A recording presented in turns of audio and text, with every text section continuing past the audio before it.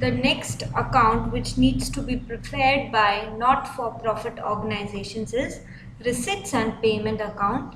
And now the most part where all people get mostly confused is they will not know that whether capital receipts also have to be included or not. Capital and revenue receipts all are same for the receipts and payment account. Same way, all capital expenses as well as all revenue expenses have to be put here. No distinction between capital and revenue has to be made while making a receipts and payment account. That is the most important point. So let's take our debit side is the receipts, credit side is the payments. So I have an opening balance of cash and bank. Now, how do I generate revenue receipts? I will have subscription. So whatever period, the amount which I was given in question is all my subscriptions.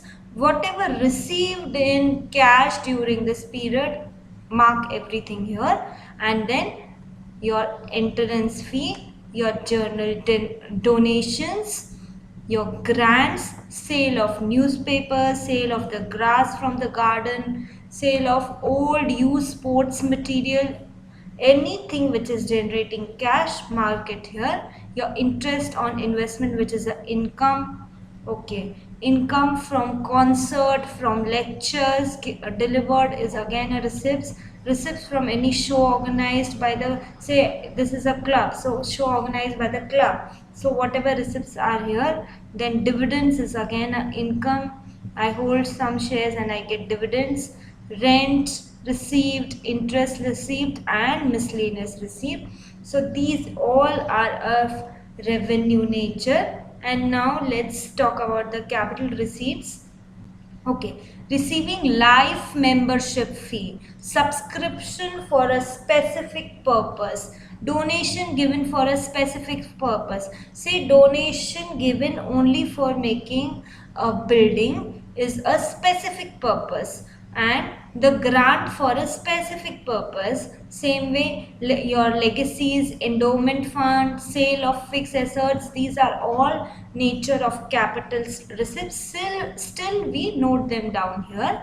To receipts on account of special fund, say receipts special fund, for a special purpose they are made, not like your general fund which can be used for anything.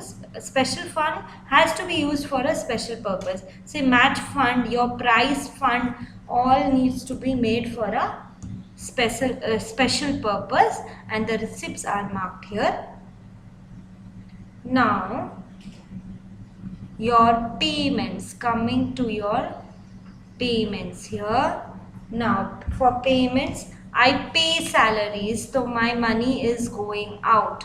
Rent, postage, advertisement, newspaper and magazines.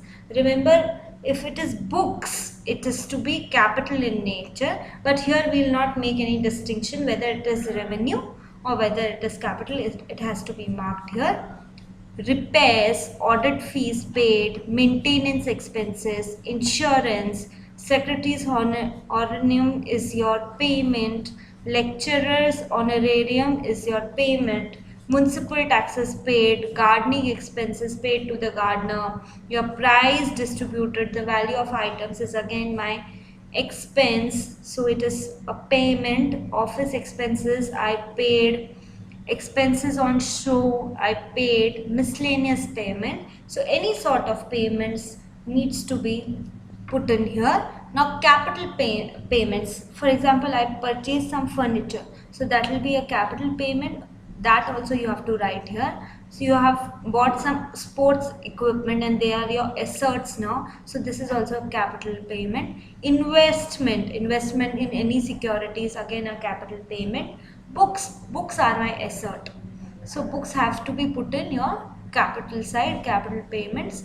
Loan repayment is again a capital payment. For building construction, again a capital payment. So whether capital or revenue doesn't matter, just put it and then we get a closing balance of your cash and your bank. So this is about the receipts and payments account.